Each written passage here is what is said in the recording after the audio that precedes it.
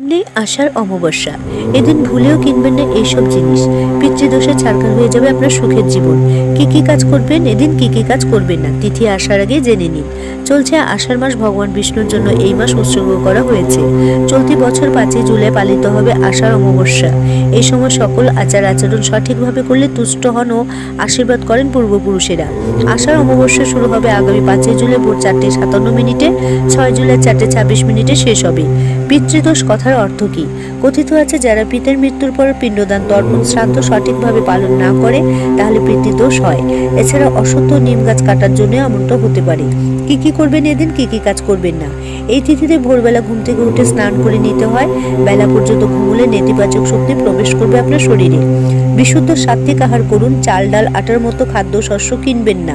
বিয়ে, অন্নপ্রাশন, সাতভক্ষণের মতো শুভ কাজ করবেন না বা যাবেন না। এদিন তুলসী চয়ন করা নিষিদ্ধ। এদিন পূর্বপুরুষদের স্মৃতি তর্পণ করতে ভুলবেন না। এদিন কাক, কুকুর ও গরুকে খাওয়ানো শুভ বলে মনে করা হয়। বটগাছের গোড়ায় জল ঢালুন। এদিন সন্ধ্যেবেলা পিতৃপুরুষদের উদ্দেশ্যে ধূপ দ্বীপ জ্বালানো শুভ, মঙ্গলজনক বলে মনে করা হয়।